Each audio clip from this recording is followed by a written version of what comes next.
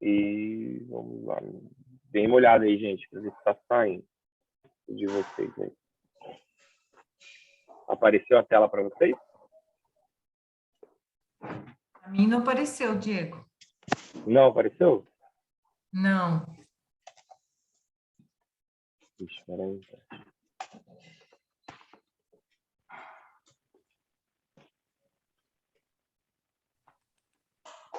Nada agora? Agora sim. Agora sim. Foi? Agora foi, né? Agora foi. Ah, então beleza. Fechou. Tô na igreja aqui, estou usando um computador diferente. Vamos lá, gente. Bom demais estar com vocês de volta aí. Estamos acabando, tá bom? Tem alguns encontros aí. Muito provável que a gente receba vocês como membros, que a gente vai fazer batismo, que vai fazer profissão de fé. É muito provável que seja no mês de janeiro aí. A gente já receba vocês para a igreja aí, presbiteriana do Jardim Augusto. Essas duas aulas passadas, o Carlos César vai ter um papo legal com vocês, né, sobre a questão do batismo, da profissão de fé, como que responde a isso, né, qual que é a nossa responsabilidade como cristão a responder isso. E aí agora tem alguns encontros ainda aí para a gente falar sobre alguns assuntos que são importantes. E hoje a gente vai trazer a perspectiva da questão da igreja, né? Então, o que seria a igreja? Qual é a perspectiva de igreja, né? Hoje tem um movimento muito amplo sobre o que é igreja, sobre a questão de qual igreja participar e tal. E aí eu queria trabalhar essa perspectiva da igreja, o que é a igreja de forma simples, né? Antes da gente começar mesmo debatendo esse assunto e tal, eu separei alguns livros, se vocês tiverem oportunidade de comprarem ou algo desse tipo, emprestarem de amigos. Eu tenho alguns aqui também. Esses são basicamente a bibliografia em relação à igreja, né? Então, eu falo muito sobre essa igreja simples, né, que é o primeiro. Muito bom, a base da nossa igreja, a Igreja Cristiana do Jardim Augusta, ela é baseada nesse livro, na igreja simples. Amar a Deus, servir ao mundo, servir pessoas e acolher pessoas e tal. Eu não lembro muito bem das questões lá, mas é um livro assim, fantástico, que trabalha essa perspectiva de amar a Deus sobre todas as coisas, amar as pessoas também, servir ao mundo, né, cuidar do mundo, falar do Evangelho de Jesus para o mundo. Então, esse Igreja Simples é muito legal. Esse Igreja, Tô Fora, do Ricardo Agreste, é um livro que quebra bastante os nossos paradigmas sobre igreja. Então, ele trabalha bastante crítica, né? Bastante críticas em relação à igreja, como que a igreja, por muito tempo, ela mais matou do que vivificou, né? Mais matou do que trouxe vida, né? Aí outros livros ali que são importantes, né? O Evangelho Visível ali, né? O Evangelho Visível, que é a igreja, do Mark Dever. O Mark Dever é um autor muito bom, né? Fala muito sobre igreja centrada dele. Nove Marcas também é dele, uma perspectiva muito legal sobre o que é a igreja, qual é o papel da igreja, como que a igreja afeta a sua sociedade, o bairro que ela vive, né? Comunidade Cativante, um ótimo livro. Igreja Intencional. Augusto Nicodemos, esse livro é fantástico também, o que estão fazendo com a igreja. Ele trabalha algumas questões que foi se levantado, né? Algumas perguntas, dúvidas em relação à igreja e como as pessoas têm debatido essas questões de forma muito errônea e têm colocado coisas que não são de igreja para a igreja. Então, isso é um grande problema, né? Então, por isso que ele trabalha essa questão do o que estão fazendo com a igreja. Então, basicamente, essa bibliografia aí que, como cristão, a gente precisa conhecer sobre igreja, né? Porque tem milhares de pessoas que falam sobre igreja, mas esses 8 livros aí, na minha opinião, são os melhores livros em relação à perspectiva de igreja, né? Eclesiologia. Aí eu coloquei algumas perguntas para a gente tentar responder nessa nossa caminhada, nessa nosso rápido estudo. Hoje eu vou pedir desculpa porque eu preciso parar antes, porque senão eu não vou ter voz para o domingo.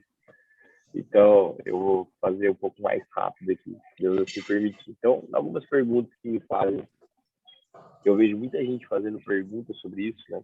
Levantando essas questões. É basicamente o que é a igreja. Segunda pergunta que eu escuto muito: é possível viver uma vida com Jesus sozinho? Então, é possível viver uma vida sem igreja? Eu já ouvi muito dessas perguntas.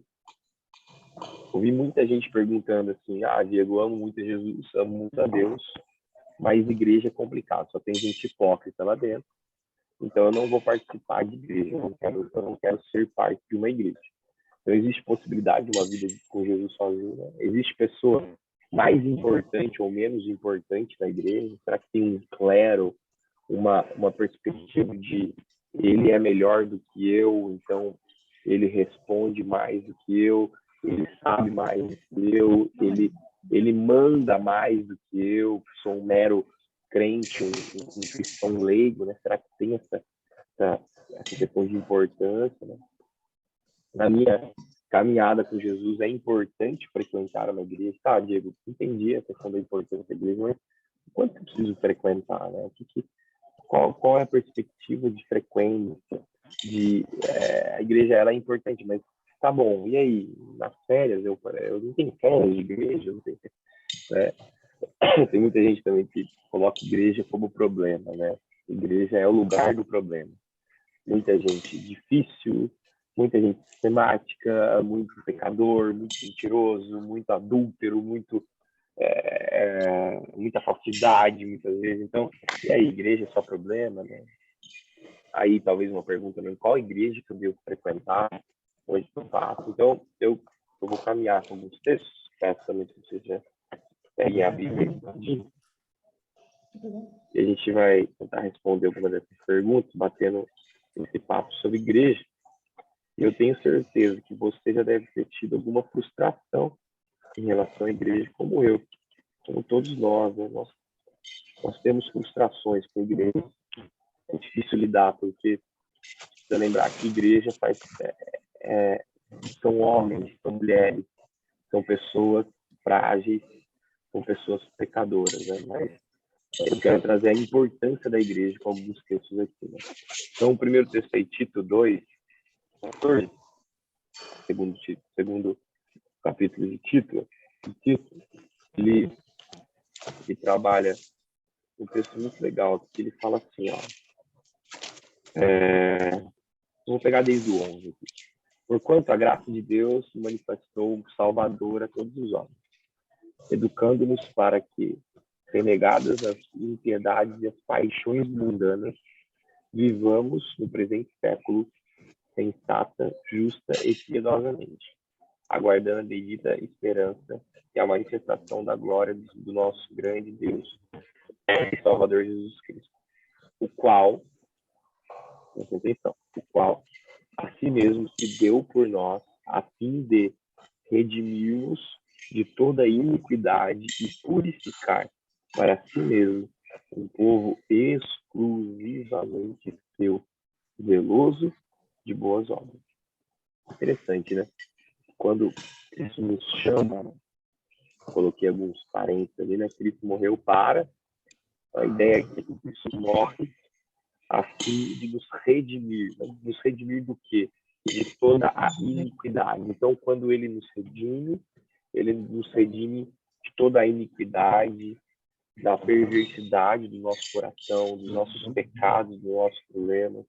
Então, ele nos redime e nos purifica para si mesmo. Então, ele purifica, ele levanta pessoas, ele purifica essas pessoas, que é a igreja, para esse povo ser dele. Olha que interessante, o próprio texto vai dizer, ele purifica para si mesmo, como um povo exclusivamente seu. Olha que interessante, igreja tem a ver com um povo exclusivo. Eu fico doido quando eu vejo algumas pessoas que se dizem igreja, que se dizem discípulos de Jesus, mas que são exclusivos de outras coisas.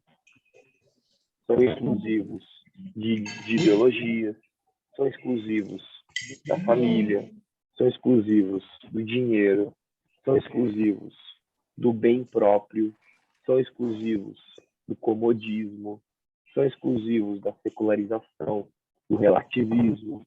Então, a pessoa ela é exclusiva de tudo. Não encaixa muito bem a palavra, né? É um paradoxo.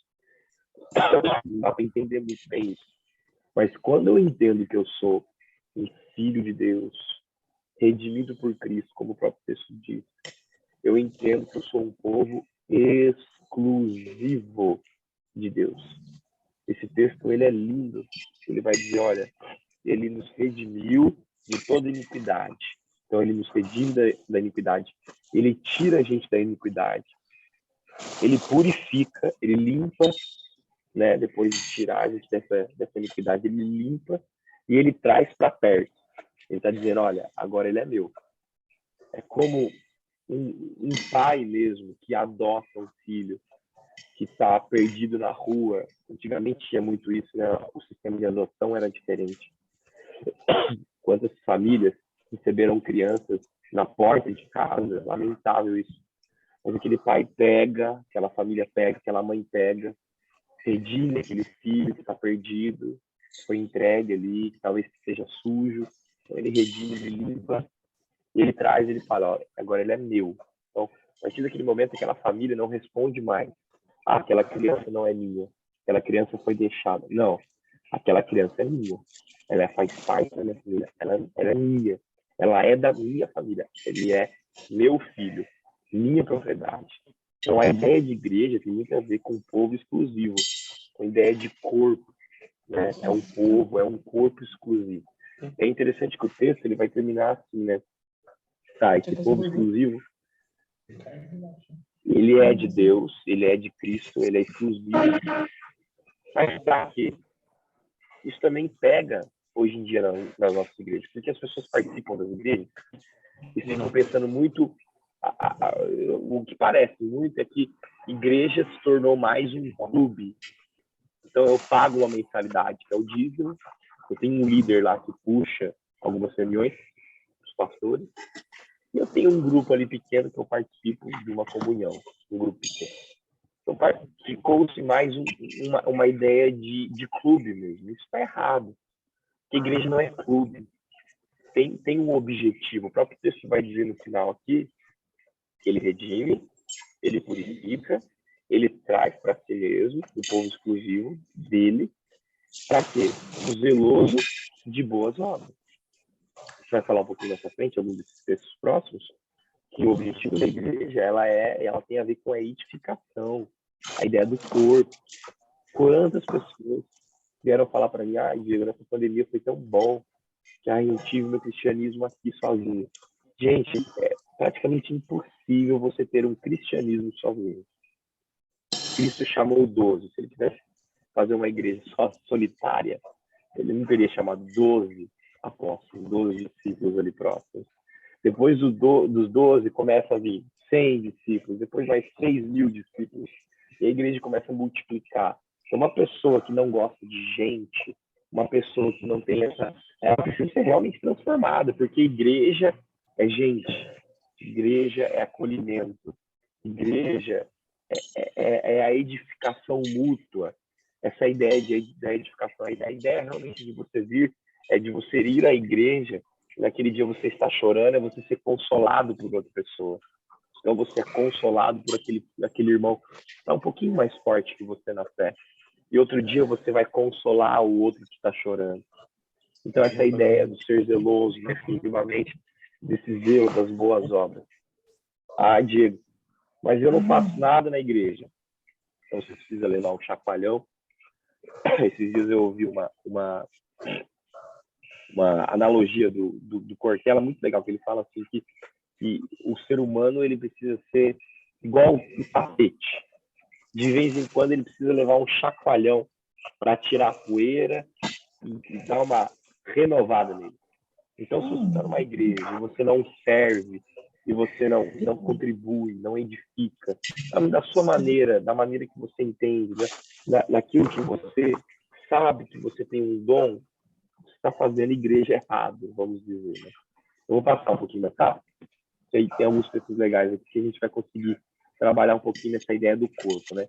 Em Romanos 12, eu vou pedir para alguém ler aqui, se puder aí.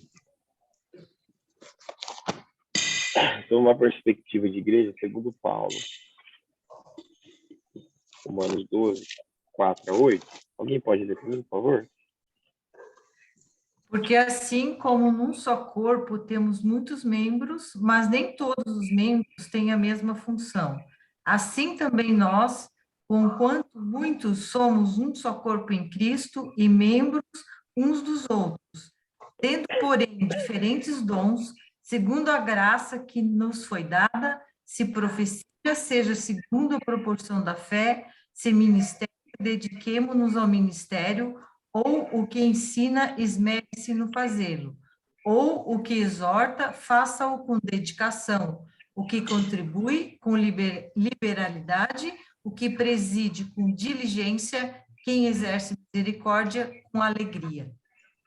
Obrigado, Helene. Isso é interessante, né? A perspectiva de Paulo, ele tem essa perspectiva, essa visão de que existem os dons espirituais dentro de uma igreja, né? Então, isso que ele está dizendo, olha, porque assim como num só corpo temos muitos membros, mas nem todos os membros têm a mesma função.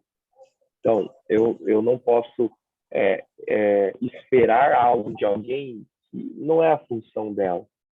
Vou dar um exemplo aqui. Domingo, se alguém chegar para mim e Diego, você toca a bateria ali no louvor pra gente? Eu não posso tocar, porque eu não sei tocar. E é uma área que eu não sei, eu não tenho habilidade, eu não tenho dom, eu não me esforcei o suficiente para conseguir tocar e fazer um envolvimento legal, um ritmo legal para aquele louvor. Então, infelizmente, eu não posso cooperar nessa área. Isso quer dizer que o Diego está separado da igreja? Isso quer dizer que o Diego está colocado de lado da igreja? Não. Isso quer dizer que a minha função, a minha perspectiva não é a área de música. Não, a área musical não é. E isso é interessante, gente, porque quando a gente tem essa facilidade, eu creio que isso tem muito a ver com maturidade, né? O que o Paulo está dizendo aqui tem muito a ver com maturidade. Porque uma pessoa madura o suficiente na fé, ela vai entender que tudo que acontece na igreja, nem tudo ela vai saber fazer. E tá tudo bem para ela, porque ela entende a sua função. Ela sabe que ela faz parte de um corpo.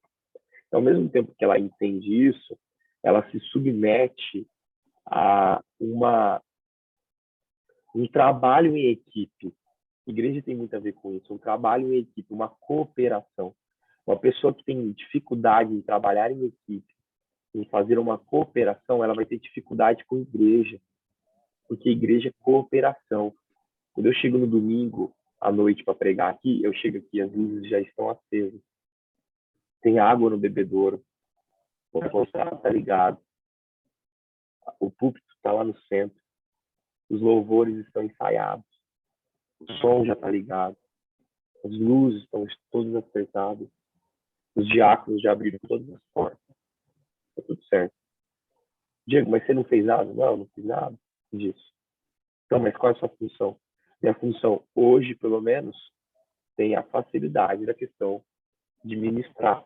Então, o próprio texto vai dizer que, né, aquele que exorta faz com dedicação, aquele que contribui com liberalidade, que preside com diligência. Acho interessante essa questão do que preside, né? Tem gente que não tem habilidade em ser mais relacional, de uma forma relacional profunda. Tem aqueles que são bem relacionais mesmo. Pessoas que são bem relacionais, que se dão bem com todas as pessoas. Às vezes essa pessoa que é bem relacional, ela não vai ser uma boa presidente. Ela não vai presidir bem. O que eu estou dizendo como isso? Talvez ela não seja uma boa administradora. Ela é bom relacionalmente falando, ela dá com liberdade, ela se esforça, ela exorta, mas ela não tem a organização, a administração. Então, ela não faz essa função. Isso, gente, para o nosso coração de igreja, é importantíssimo. Por quê? Porque tem tanta gente que fica magoada. As pessoas falam assim, olha, querido, o louvor não é a tua área. Felizmente, você não tem uma voz que é afinada e tal, e o louvor não é a tua área. A maioria das pessoas ficam chateadas. A maioria das pessoas ficam chateadas. A gente tem dificuldade de falar isso. Mas se uma pessoa olha para um texto como esse, entende que são dons espirituais, entende que Paulo está falando sobre igreja, entende que, beleza, eu não faço bem isso, está tudo bem. Eu não faço bem isso. Mas na área de generosidade, na área de exortação. Gente, eu tive um amigo meu no seminário que era um cara tão piedoso, mas tão piedoso, tão amável, que ele tinha uma maneira de lidar com as pessoas de uma forma tão linda, tão bela e tão gostosa de se ver. Na hora que ia exortar, não importa o que aconteceu, se foi um adultério, se foi um pecado difícil de lidar, ele exortava a pessoa saía entendendo, arrependida, não era um peso, não destruía a pessoa do outro lado que ele ia exortar, ele tinha o dom da exortação. Isso é interessante, isso é bênção para o corpo. Por quê? Porque ele está fazendo a exortação, a mão exortação. Quem que vai fazer o presidir? E eu lembro que ele era um cara desorganizado, não era bom administrador, mas na área de exortação ele era ótimo, ele era bom.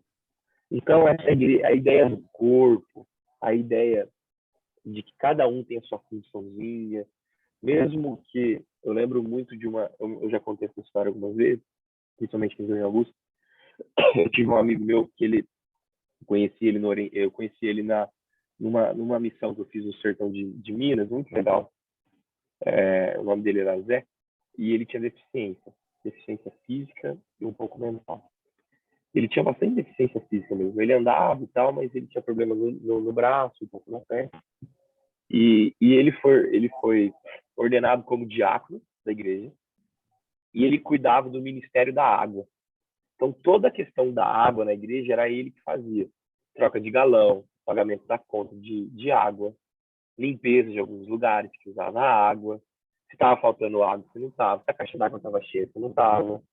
Eu lembro da alegria daquele rapaz deficiente, não conseguia falar muito bem, ele tem um problema na língua também, bem difícil de entender, mas ele fazia dentro daquilo que ele foi chamado a fazer. E ele fazia de forma excelente. Ele é parte da igreja, um membro ativo da igreja. Então, é entender isso. A igreja tem a ver com o corpo. Então, isso é legal da gente entender. Quando eu chego e identifico uma realidade da igreja, puxa, será que eu posso fazer? Será que eu posso cumprir isso? Será que isso aqui é a minha área? Pergunta para as pessoas mais maduras, né, próximas de você, que pode contribuir com o teu crescimento. Identificar a área de louvor não é a minha, a área de pregação não é a minha. Pô, mas a área de devocional junto com amigos, a área de exortação, a área de organização, de administração, essa é a minha. Isso é interessante. E aí, quando a gente fala sobre corpo, todo o corpo é importante. Aqui a gente já responde uma das perguntas. Não tem alguém mais importante ou não na igreja? Não. Todo o corpo é importante. Todo corpo tem toda parte de um corpo tem a função. A gente tira a mão, a gente perde o equilíbrio. A gente tira o dedinho, a gente perde o equilíbrio. A gente tira um braço, a gente perde a funcionalidade do corpo. Então, todos são importantes. Agora, uma questão muito importante. Colossenses, primeiro capítulo aí, versículo 18, um texto muito conhecido, que ele vai falar que Cristo é o cabeça da igreja. Gente, isso aqui é extremamente importante. A nossa família não é a cabeça da igreja. O Diego não é a cabeça da igreja. O pastor não é a cabeça da igreja. A sua desenvoltura cristã não é a cabeça da igreja. A sua inteligência não é a cabeça da igreja. Meu Deus, se aquela família sair da igreja, acabou, porque ela é a cabeça da igreja. Meu Deus, se tal pessoa sair da igreja, acabou, porque ela é a cabeça da igreja. Não. O texto de Colossenses é extremamente claro. Quem é o cabeça da igreja, gente? Cristo. Cristo é a cabeça da igreja, aquele que governa, aquele que é o centro. Ele é o noivo da igreja, ele prepara a sua igreja purifica a sua igreja, chama para si, para ser sua. Então, assim, essa ideia de atenção, de divulgação própria, né? De querer mostrar que nós somos mais do que tal pessoa. Então, a igreja não é palco. Isso é muito importante a gente dizer, porque muitas igrejas se tornaram palanque de política, palanque ideológico, palanque de crescimento empresarial. Então, você tem muitos empresários se envolvendo com pastores famosos, tem políticos se envolvendo com rede evangélica, porque é um grande público para angariar votos. Tudo errado, tudo errado. Porque o cabeça, a função da igreja, o objetivo é adorar o nome de Cristo. Se eu saio disso, eu não sou mais igreja. Não faço mais parte da igreja. Então, muitas igrejas que hoje em dia estão levantando a bandeira de que são igreja, não são igreja. São meros clubes ou agências de famosos, onde eu coloco algumas pessoas do meu lado, eu falar, esse cara é meu amigo, votem nele. Isso é um absurdo. Infelizmente, tem acontecido muito isso, né? Mas vamos continuar. Alguma questão aí, gente? Alguma experiência que vocês tiveram? Alguém quer compartilhar em relação à igreja? Alguma dúvida em relação à igreja? Podem falar, viu, gente? Não tem problema nenhum. Podem perguntar em relação à perspectiva de igreja. Atos 2, 42 e 47, que texto é importante para a gente ler, e vocês podem até anotar, porque é o início da igreja, né? Após a pregação de Pedro ali, quando se convertem 3.000 batizados ali, né? Uma conversão gigante, né? E aí,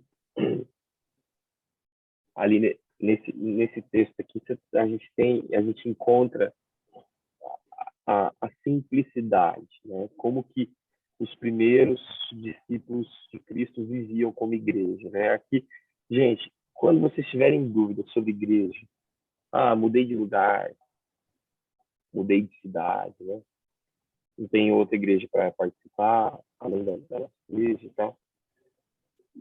Leem Atos 2, 42 até 47 e procurem uma igreja fiel a esse texto. Prestem bastante atenção nesse texto. Como que viviam os convertidos, né? E perseveravam na doutrina dos apóstolos, na comunhão, no partir do pão, nas orações. O versículo 42 já mata diversos problemas que nós temos com outras igrejas. É você chegar numa igreja e perguntar: eles perseveram na doutrina dos apóstolos? O que é perseverar na doutrina dos apóstolos? O evangelho, a palavra de Deus completa, como inerrante, única, e sendo a palavra de Deus. Cristo como ressurreto, Cristo como Deus, Cristo como aquele que salva, aquele que modificou a história da redenção, Cristo como aquele que vai voltar. Doutrina dos apóstolos. É isso que eles criam. Então, você entrar numa igreja e perguntar: essa igreja persevera na doutrina dos apóstolos? Beleza, respondeu que sim, sim. Essa igreja tem comunhão? Não adianta. Sempre uma igreja não tem comunhão, não é igreja. Comunhão, ligar, mandar mensagem, perguntar, está bem ou não está, puxar a orelha, receber crítica, elogiar, caminhar junto, almoçar junto. Esse ano a gente vai ter o privilégio de fazer a ceia aqui na igreja. Vai ser uma benção. Benção estar junto com alguns que vão estar aqui, mas a ceia na tua casa é uma oportunidade de você talvez abrir a sua Bíblia e ler esse texto. Olha que benção, né? Isso é comunhão. E o próprio texto vai dizer, né? Eles tinham comunhão no partir do pão, na simplicidade do partir do pão, no famoso arroz e feijão com ovo. É isso, é você chamar um irmão da tua igreja. Puxa, vem aqui em casa comer arroz com ovo. Não importa, vai ser arroz com ovo, vai ser um cafezinho, uma bolachinha, a maizeninha, mas é a comunhão de passar a tarde inteira conversando, compartilhando a fé, chorando, confessando pecado, advertindo, exortando. É isso que é a igreja. É isso que eles viviam. Era tão simples. A gente que dificulta, né? Aí no partir do pão e nas orações, orando um pelos outros, orando pelas pessoas, orando pelos seus pais, pelos seus amigos, pelos seus vizinhos. É isso, é a questão da oração. Né? Aí o texto vai continuar. Depois disso, aí, 4 pilares. Né? Em cada alma havia temor, e muitos prodígios e sinais eram feitos por intermédio dos apóstolos. Todos os que creram estavam juntos e tinham tudo em comum. É uma beleza da igreja, né? Aquela ideia de que, olha, o que é meu, ele é seu também. Está passando por uma dificuldade, isso aqui é seu também. Eu te amo em Cristo Jesus, você é meu irmão. Então, é um socorrendo o outro. É basicamente essa ideia. Olha, eu estou passando dificuldade, precisando de cesta básica, precisando de ajuda, precisando de um emprego, precisando disso. É a igreja, essa comunidade que leva, que auxilia, que está junto. Né? E olha que interessante, naquela época eles vendiam suas propriedades e bens, distribuindo o produto entre todos, à medida que alguém tinha necessidade. Né? Essa coisa mais linda de você, olha, eu não preciso ter tanto, eu posso diminuir um pouco do que eu tenho para que outra pessoa também tenha. Isso é bíblico, é generosidade. É se eu tenho, dá um exemplo bem pequeno, mas se na minha ceia tem fartura, puxa, por que eu não pego, né, um prato e levo para o meu porteiro, ou levo para o meu vizinho, que eu tenho que estar passando sozinho, ou levo para um morador de rua que está próximo. Isso é um exemplo agora para o nosso Natal. Né? Eu estava vendo alguns vídeos de um Instagram muito legal, chama Razões para Acreditar, alguma coisa assim. É Razões para Acreditar.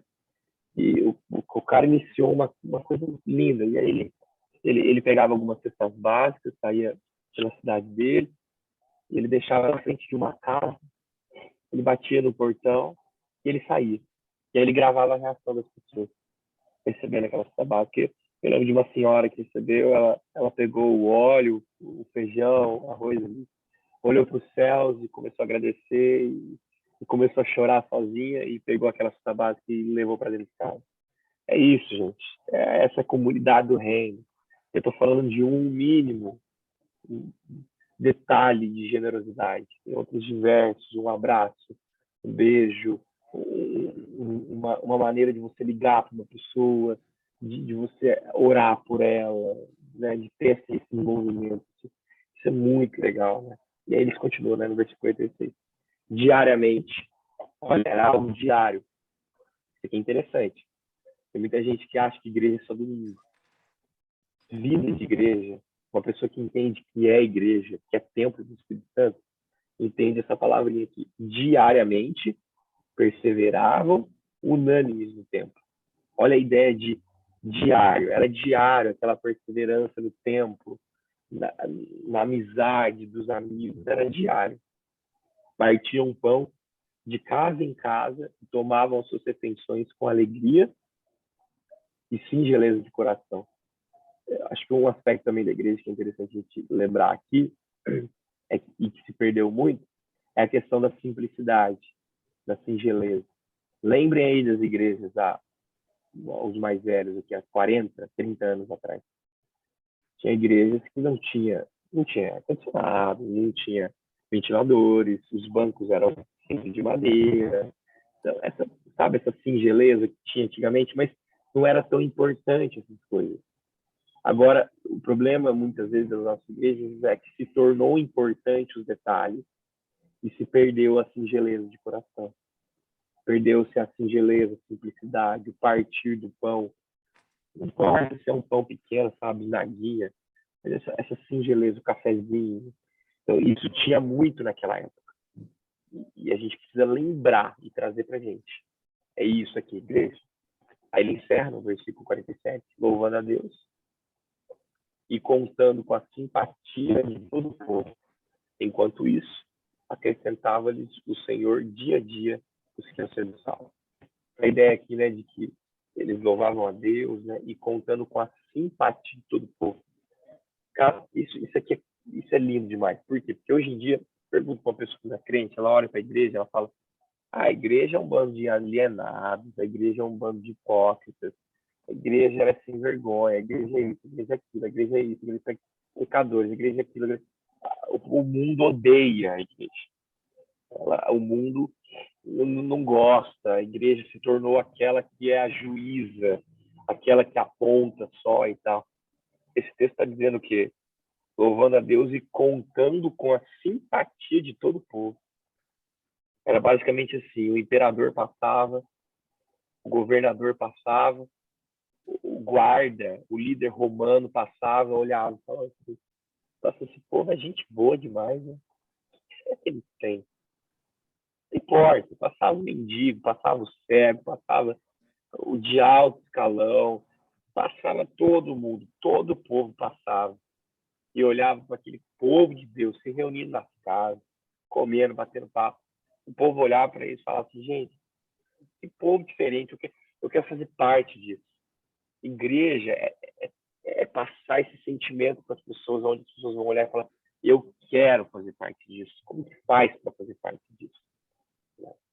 E aí a gente chega, né, nessa segunda pergunta, né? Como que eu posso me tornar membro da Igreja de Cristo? Esse texto de Marcos, ele é importante para a gente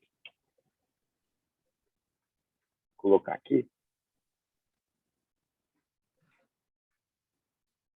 Olha que interessante. O que faz você se tornar um membro de uma igreja? Depois de João ter sido preso, foi Jesus para a Galiléia, pregando o evangelho de Deus, dizendo, olha que importante, o tempo está cumprido e o reino de Deus está próximo. Arrependei-vos e crede no evangelho. Para fazer parte da igreja de Jesus, no final, quando a gente terminar todos esses encontros, uma das grandes perguntas é, você se arrependeu dos seus pecados e você crê no evangelho como única maneira de salvação? Sim, não e sim, ok. Essa é a caminhada.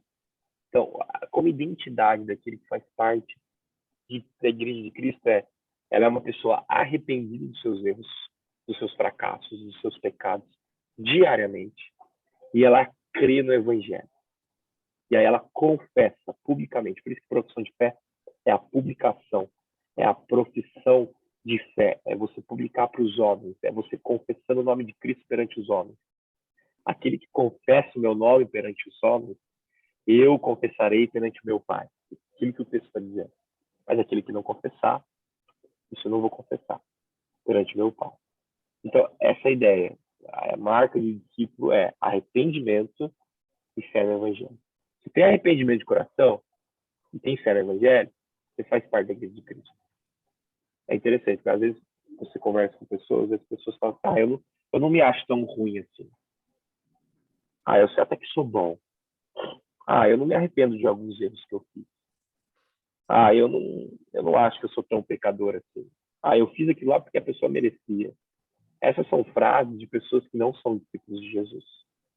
Porque um discípulo de Jesus entende a podridão que é o seu coração. Entende tanto a podridão do seu coração que ela começa a inverter essa frase. Eu sou pecador, eu tenho esse tipo de pecado, eu falei realmente para as pessoas à minha volta, eu sou tudo isso que as pessoas estão falando mesmo, eu reconheço meu erro e eu me arrependo daquilo que eu fiz. O caminho do discípulo de Jesus é aquele que se arrepende e entrega. Essa é a fé verdadeira. Aí tem fé no Evangelho. Ele é tão arrependido daquilo que ele é, que ele só pode ter um Jesus que salva. E aí esse Jesus vai salvar o coração dele. Essa é a fé em Cristo Jesus. Certo? Então, como que eu posso me tornar?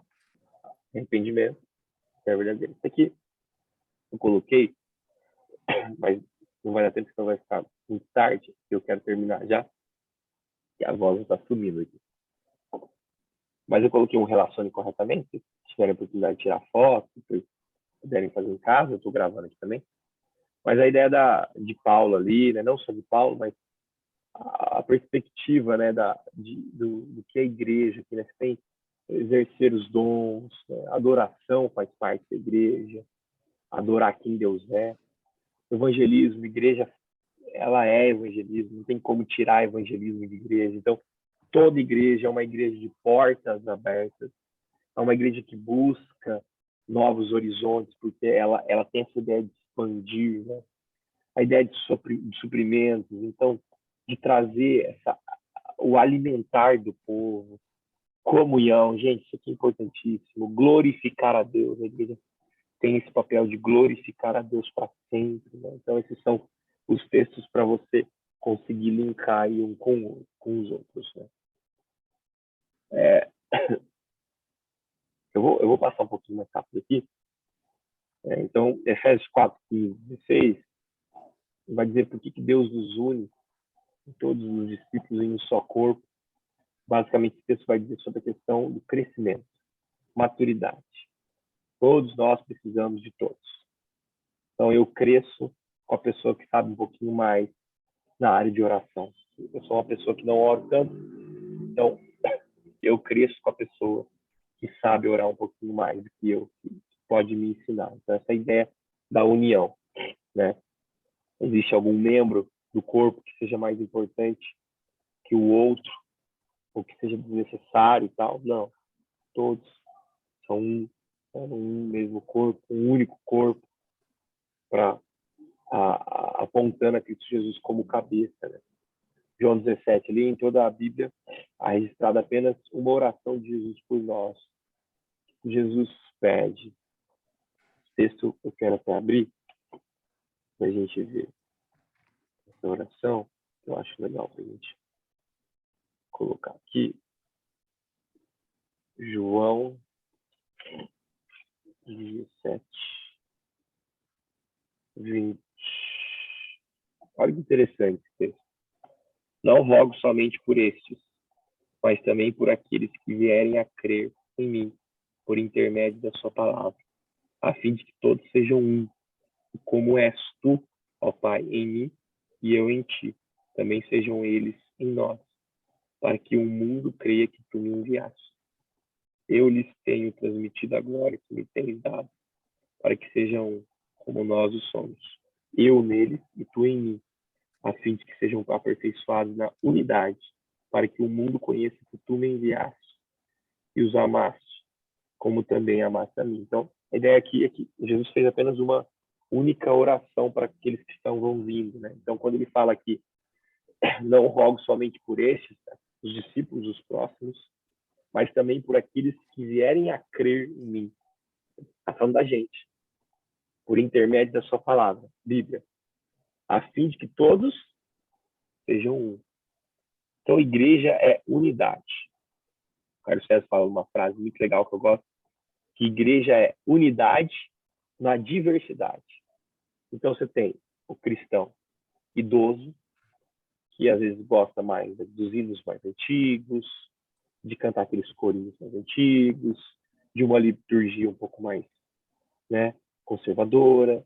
E você tem também o cristão adolescente, que talvez tenha uma perspectiva de hino um pouco mais novo, né, os cânticos, louvores, o worship, né, que está na moda agora. Então, quando eu faço culto a Deus, eu não penso tanto na questão do público, é lógico, porque prestar culto não tem a ver com os nossos desejos. Mas como eu entendo que o nosso público tem o cristão idoso, o cristão adolescente e outros milhares de fatores de cristãos, eu entendo que cada um tem a possibilidade de adorar naquilo que lhe agrada um pouco mais. Então, aquele cristão que gosta de hino, ele vai ter um momento do culto que ele vai adorar a Deus com o hino. Aquele cristão que gosta mais de worship, eu coloquei uma maneira, né, um pequeno exemplo aqui. Por quê? Porque na unidade tem a diversidade, mas nessa diversidade acontece a unidade. Então você tem o idoso cantando o hino, você tem o idoso cantando a música mais nova, você tem o adolescente cantando o hino, e você tem um adolescente cantando uma música mais nova. Essa é a beleza da igreja.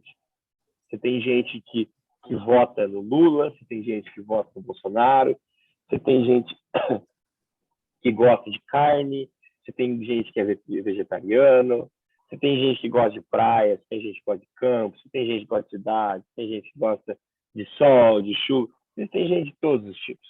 Essa é a diversidade. Mas o que nos une? Cristo Jesus. Porque todos estão com o mesmo foco. Adorar a Deus, ter satisfeito nele, ter esse papel de Jesus na nossa vida. Todos estão com o mesmo foco. Mesmo que eu tenha tatuagem e o outro não tem. Todos estão com o mesmo foco. Isso é importante. Unidade na diversidade. Vamos encerrar aqui. A falta de amor, interesse pela vida dos irmãos da igreja revela o quê? Eu esqueci também falar a questão do esfriamento, né? A ideia dos desgrijados, né? Eu quero parar um pouquinho rapidinho só para a gente finalizar aqui. Que, na minha opinião, um dos maiores temas que aconteceram nesse último ano por causa da pandemia. As pessoas começaram a falar, dá para cultuar a Deus de casa? Dá para você cultuar a Deus de casa. Hoje nós temos culto online, né? Essa possibilidade de você cultuar a Deus de casa. Mas nada troca o presencial. Nada entra no lugar do presencial. Nada.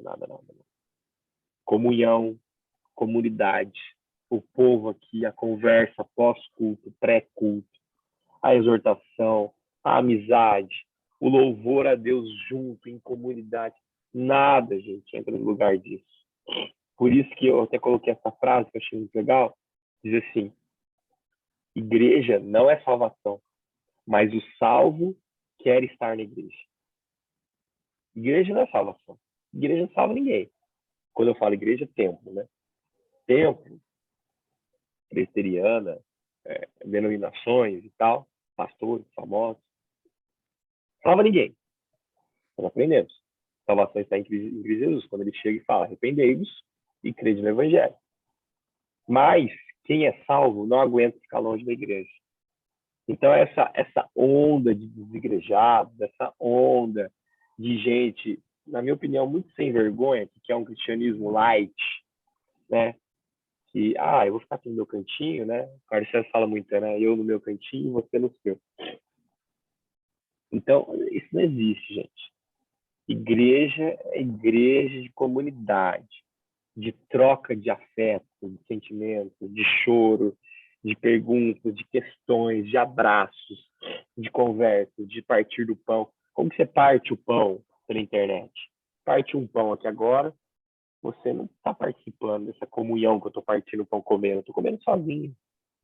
Então, eu creio que eu tenho conversado até com o Carlos César durante essa semana, falando dessa volta da igreja, né? O pessoal, porque a gente acha que uns 30%, 40% das pessoas não voltaram ainda a participar do culto presencialmente. A gente vai ter que começar a voltar a fazer esse apelo, mostrando, falando, gente, vamos lá, vamos participar, vamos caminhar. Igreja, unidade, comunhão.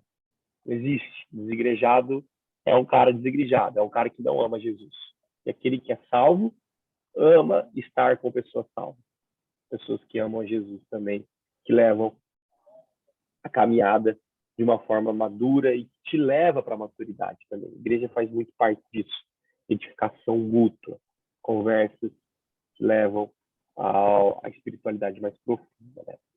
Aí eu coloquei aqui leitura diária, quem quiser tirar uma fotinha, vou deixar aí um pouquinho, né? Eu coloquei em relação à perspectiva de igreja, se quiserem meditar durante essa semana, fazer algumas perguntas sobre isso.